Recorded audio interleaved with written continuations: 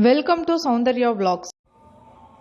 Hi எல்லாருக்கும் வணக்கம். இன்றைக்கி நம்ம என்ன பார்க்க போகிறோம்னா வெண்டைக்காய் வறுவல் எப்படி பண்ணதான் தான் பார்க்க போகிறோம். வெண்டைக்காய் வறுவல் மோஸ்ட்லி குழந்தைங்களுக்கும் பிடிக்கும், பெரியவங்களுக்கும் பிடிக்கும். தயிர் சாதம், வெரைட்டி ரைஸ், சாம்பார் சாதம், பருப்பு சாதம் எல்லாத்துக்குமே இது ரொம்ப டேஸ்ட்டாக இருக்கும்.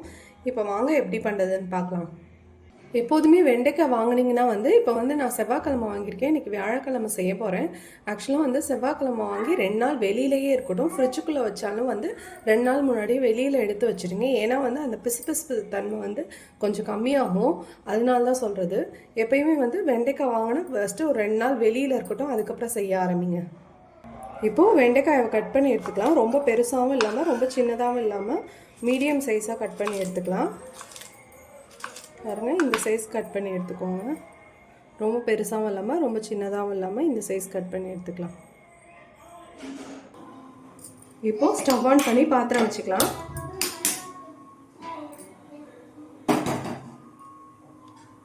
இப்போ பார்த்தீங்கன்னா ஸ்டவ் சிம்மிலேயே இருக்கட்டும். இப்போ நம்ம எண்ணெய் சேர்க்கல, வெறும் வெண்டைக்காயை கட் பண்ணி வச்சுருந்தோம்ல, அதை தான் சேர்த்துக்க போகிறோம். நம்ம கட் பண்ண எல்லா வெண்டைக்காயும் சேர்த்து அந்த பிசு தன்மை எப்படியுமே பார்த்திங்கன்னா நம்ம 2 நாள் வெளியில் வச்சிருந்தாலும் லைட்டாக பிசு தன்மை இருக்கும்.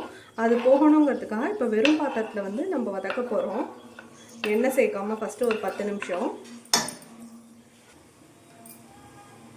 இப்போ பார்த்திங்கன்னா 10 நிமிஷம் எண்ணெய் ஊற்றாமல் அப்படியே கிண்டி வைக்கலாம்.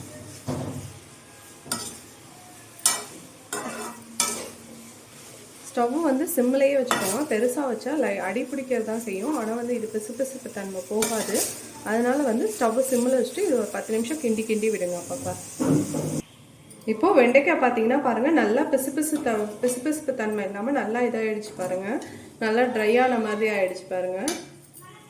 அதே மாதிரி பார்த்தீங்கன்னா ஸ்டவ் சிம்லேயே வச்சுக்கோங்க. இந்த மாதிரி பாத்திரத்தில் கலர் மாறும். அது லைட்டாக அடிப்பிடிக்காமல் இருக்கிறதுக்காக தான் நான் சிம்லேயே வச்சுக்க சொன்னேன்.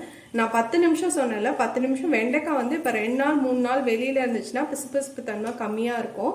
நான் செவ்வாய்க்கிழமை வாங்கினேன், இன்றைக்கி வியாழக்கிழமை பண்ணுறேன் அப்படின்னு சொன்னேன்ல, அதனால கொஞ்சம் பிசு தன்மை கூட இருந்ததுனால நான் இன்றைக்கி ஒரு 20 நிமிஷம் இதே இதில் வச்சுருந்தேன். நீங்கள் பிசு தன்மை போகிற வரைக்கும் இந்த மாதிரி சிம்மில் ஸ்டவ்வில் வச்சு கிண்டி விட்டுட்டே இருங்க.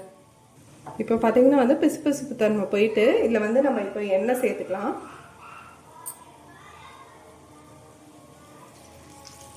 எண்ணெய் லைட்டாகவே சேர்த்தா போதும். எப்பயும் நம்ம பொரியலுக்கு சேர்ப்போம்லாம் அந்த அளவு சேர்த்தாலே போதும். இப்போது எண்ணெய் சேர்த்து ஒரு 5 நிமிஷம் இருக்கட்டும்.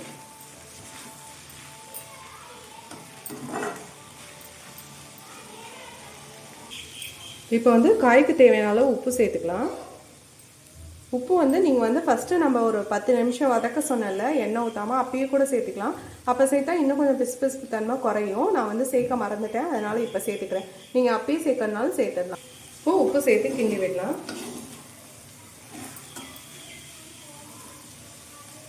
இப்போது நம்மளோட வெண்டைக்காய் பொரியல் சூப்பராக ரெடி ஆகிடுச்சு பாருங்கள். இதை நீங்கள் ஆக்சுவலாக இதை நம்ம மிளகாத்தூளும் சேர்த்துக்கலாம். பார்த்திங்கன்னா நான் இப்போ குழந்தைங்க வெண்டைக்காய் நல்லா சாப்பிடுவாங்க. நாங்கள் பெரியவங்க கொஞ்சம் சாப்பிட்டுக்குவோம். அதனால் நான் இன்றைக்கி மிளகாத்தூள் சேர்க்கலை. நீங்கள் இப்போ செஞ்சு முடிச்சதுக்கப்புறம் லாஸ்ட்டாக ஒரு மிளகாத்தூள் ஒரு ஸ்பூன் சேர்த்து, குழம்பு மிளகாய் தூள் சேர்த்துட்டு அதை ஒரு 2 நிமிஷம் விட்டதுக்கப்புறம் நம்ம சர்வ் பண்ணிடலாம். இப்போது நம்மளோட வெண்டைக்காய் வறுவல் சூப்பராக ரெடி ஆகிடுச்சு பாருங்கள். இதை நீங்களும் வீட்டில் ட்ரை பண்ணி பார்த்துட்டு எப்படி இருக்குன்னு கமெண்ட் பண்ணுங்கள். தேங்க்யூ.